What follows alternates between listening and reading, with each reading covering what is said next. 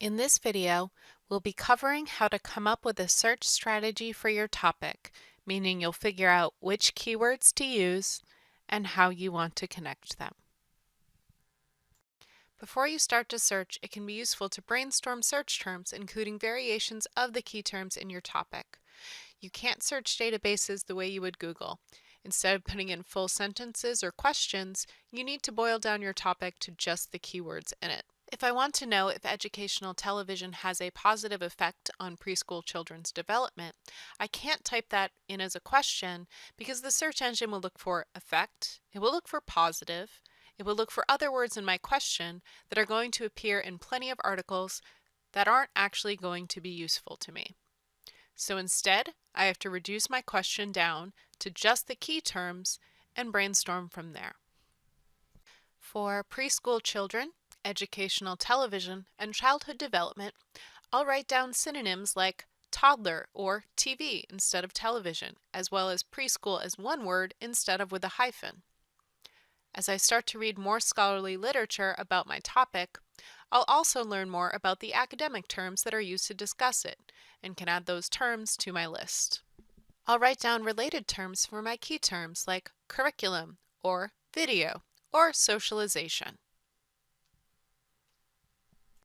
Additionally, I'll want to have broader and narrower terms for some parts of my topic at the ready. For instance, development is pretty general. I might decide to focus on language acquisition and choose that term to narrow down my search. Or I might decide that preschool children is too narrow of an area for my topic, and I may decide to open it up to the more general term of children.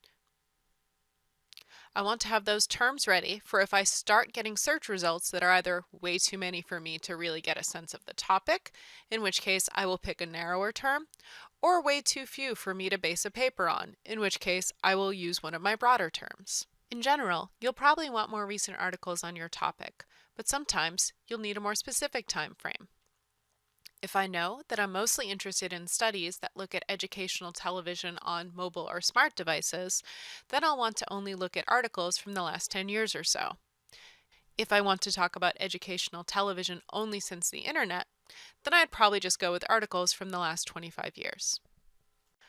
Lastly, I'll want some idea of how many of my terms I need to find together, if putting all of my terms into one search doesn't get me more than a few articles. I'll think on which articles that are only on part of my topic will still have something to offer to my paper.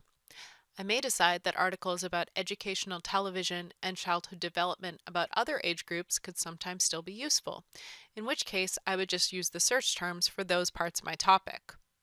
I also may decide that articles on what educational television is available to preschool students in general won't be that useful to me if it's not about development, in which case I won't look for articles that leave out development when talking about preschoolers or educational television. Remember, this is a list that you create for yourself. It isn't set in stone, and you can change it as you figure out new terms that authors use to describe your topic, but it is something that you can reference if you get stuck. Next, you'll need to figure out how you are connecting your search terms. If you need both key terms in your search, connect them with AND. This will narrow your search results. If one of your topic terms has a lot of synonyms, you can add them to your search strategy, connecting them with OR.